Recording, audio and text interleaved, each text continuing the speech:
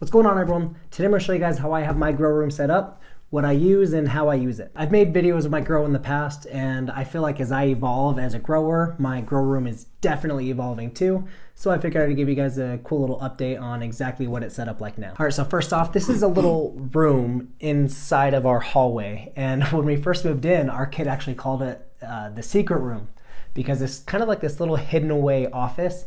This room is only 8 feet by 7 feet. And my grow tent alone is 8 feet long and it's in this room. And the way I have this set up is you walk into the room and on your right hand side along the 8-foot wall is my 8-foot grow tent.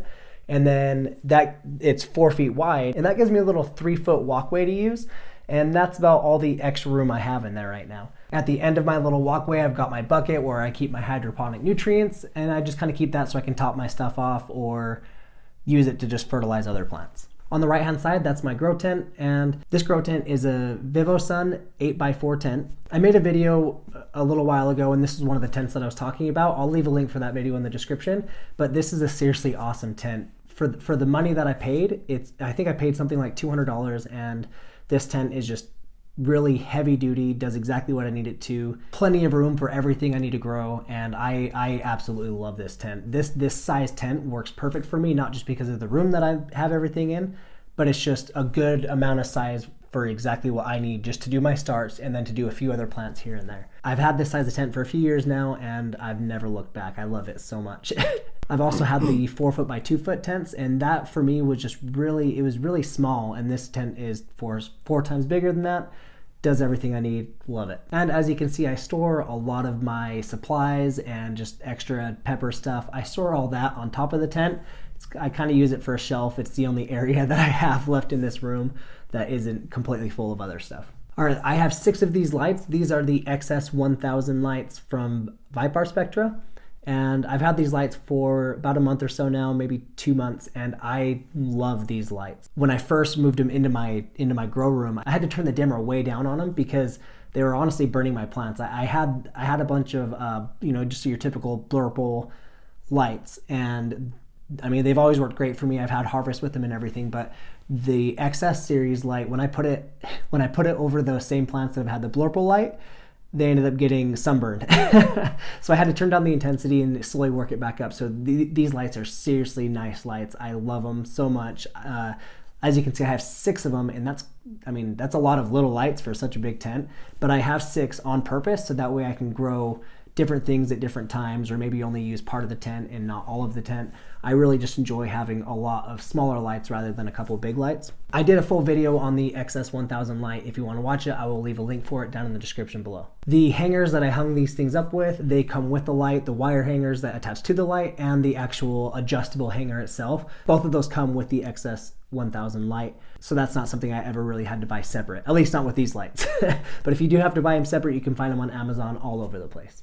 Okay, so right here I have a power strip that is coming into the tent, and then I have 2 power strips that are connected into that one power strip. And the only reason I'm using 2 is because I put one on each side of the tent so that way I could bring power to both sides of the tent. And I just hung them up with zip ties, and I have my lights and my fan plugged into those 2 power strips. And if you follow that power strip out of the tent, you will run into a timer. And so I have the timer plugged straight into the wall, and then the power strip that runs all the power in my tent, that is plugged into the timer. I have the timer set for, I think right now it's about 14 hours a day. That way I've got the day and night cycle with my plants. It's all automated. I don't have to go in there and turn the lights on and off.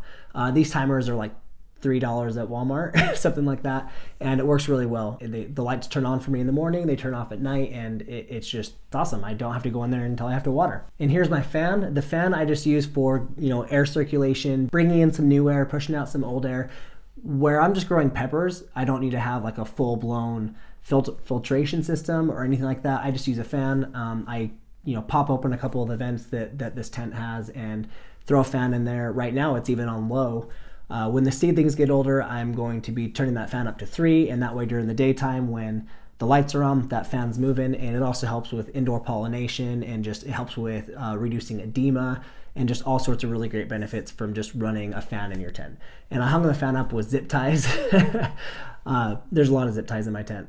Hung the fan up with some zip ties, and I've never had any issues with that. And I have this tiny little temperature gauge over here that's just in the little pocket that the grow tent comes with. That just gives me a general idea of what the temps are in my tent. If there's anything in this video that looks cool to you, there's going to be links in the description for pretty much everything that I use. Go ahead and go down there and check those out, and hopefully you can get set up with an awesome grow room yourself. Now this is just a shop light, and I don't really use this anymore. I use it a lot when I had my blurple lights, because that light is so reddish, bluish purple that it gives you a headache trying to work in there. So normally what I would do when I had my blurple lights is I would go in and I would turn off all those lights and I would flip on my shop light, and that shop light would give me some good light to work with inside the tent. Now that I got my XS1000 lights, that's not really something I have to worry about anymore. Those lights are really just good, daytime color temperature. I haven't found myself having to use the shop light at all anymore. But if you're somebody that does have blurple lights, or just a temperature of light that you don't want to be working in, just this shop light was, I think, 10-15 bucks over at Walmart. I just put it up there with zip ties and it's worked really well for me. Now here's the one thing that's not plugged into the timer. This is my heat mat for my seedlings, and this is plugged into constant power, and I just kind of zip up the tent around that when it's closed. I don't have it running through a vent or anything. This stays on 24/7, and as soon as all of my seedlings pop up and I'm not worried about keeping those at constant temperature anymore, I'll be pulling that out of the tent and I won't be using it anymore. But one thing to think about if you're having your own grow room and that's where you're going to be starting your seeds, don't hook that into your power strip that has the timer. The first 2 days that I had my seeds, at night that was kicking off with the lights, so they weren't staying at a constant temperature. Just something to think about. And this heat mat also has a thermostat hooked up to it, and I'm definitely a strong believer in never using a seedling mat that does not have a thermostat. You just want to be able to control those temperatures so you can get them up to the temperature they need to be, but not cooking them. So if you do find yourself having a seedling mat that doesn't come with a thermostat, you might want to buy a thermostat separately. They're pretty cheap on Amazon. If there's anything you guys want to see that I didn't put in here, just go ahead and let me know. I love showing you guys what I've got and coming up with new ideas on how I might be able to make this better in the future for myself. A lot has changed since my first grow room video on how I have it set up, and every time I make one of these videos, I feel like my grow setup's getting better and better. Now, if you guys could just do me a favor and go watch this video right here. This is going to be where I talk about the top 5 grow tents on Amazon. There's a lot of really good grow tents in there, and if you're watching this video, you might be interested in getting a grow tent for yourself.